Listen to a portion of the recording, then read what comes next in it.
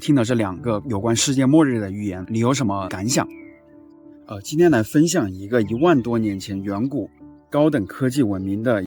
然后在这个时间线当中呢，它是比我们这一轮的文明大概先进6000多年，但是它是在1万多年前的一个类似于亚特兰蒂斯的这么一个文明。好，然后在这个故事里面呢，我们居住在一座巨大的海底城市，我们是军方的核心人员，虽然不是一把手，但也是骨干的。好，然后这个时候呢，就听说可能会有巨大的全球性的灾难世界末日就要来了。于是军方就开始秘密的去建造飞船，准备从海底发射，相当于拯救一部分人逃离但是由于资源和经费的有限，肯定不可能把那一座100万人口的城市里面所有的居民都带走，只能带走1/1000的人但是因为你知道你是军方的核心人员，那个飞船肯定是有你和你家人的票，所以你和你其他的同事都心照不宣，没有去对任何的普通的居民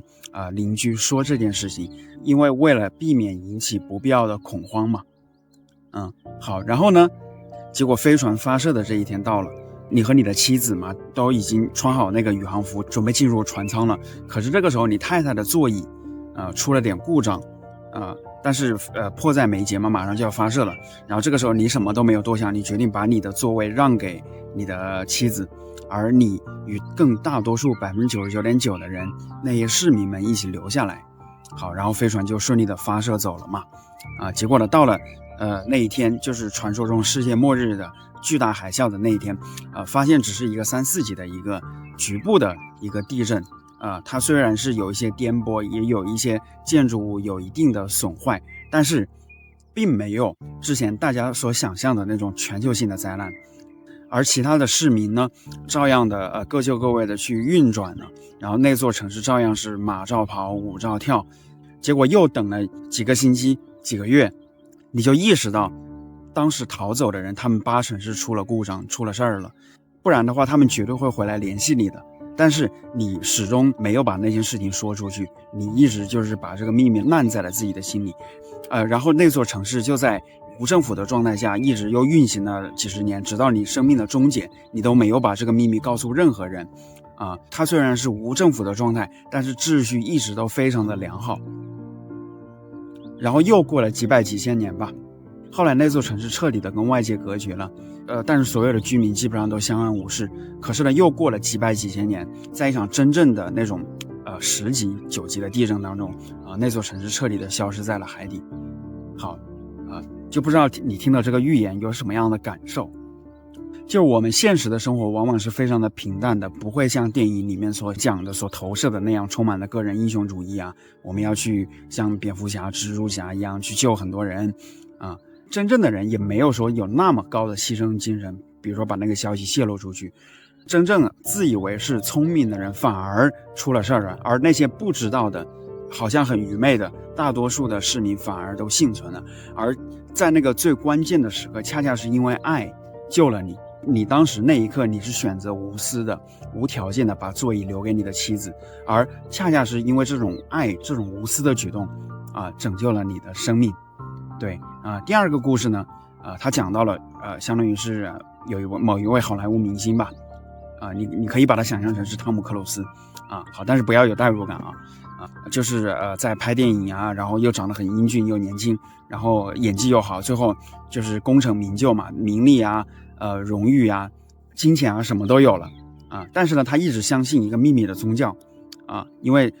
那个秘密的宗教团体，他的主教之前多次预言过哪里会有地震，哪里会有海啸几时几分哪年哪月哪日都被他算得很准了然后那位主教就对他说在3年之后的某一天会发生一场真正的世界末日，然后整个地球的表面都会变得不再宜居。所以这一位明星他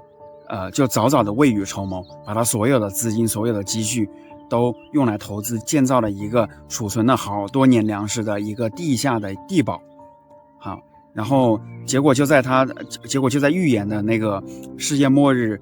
将要到来的前1个星期，地堡也已经竣工了。明星就决定到他心心念念的地堡里面去看一看。结果就是因为它的那个空气通风系统出了一些问题下去之后就看到了各种家具特别的精致，粮食什么的都够，而且特别的安全，它就充满了一种成就感、满足感可是呢，当他要准备出去的时候嘛，就发现门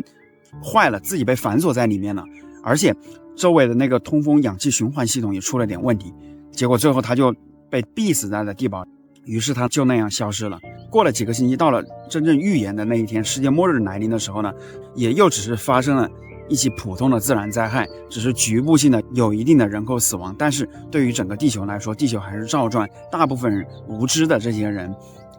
照样的去生活起来了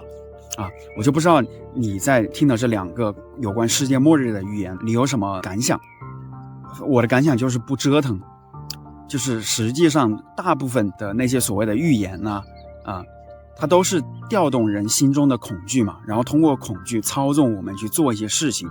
而现实生活中大部分的那些你要说有没有地震有没有水灾，也有洪水都有，但是大部分都是一些局部性的，而不是说全球性的那种灾害。而真正能够拯救我们能够让我们平安幸福快乐的就是爱。爱是什么东西其实我也不知道爱的定义是什么我拥抱这一个未知，但是正是因为爱我们才有缘分。但是生活中很多的选择恰恰是因为爱才让我们走向美好，才救了我们自己。让我们幸福喜悦吧，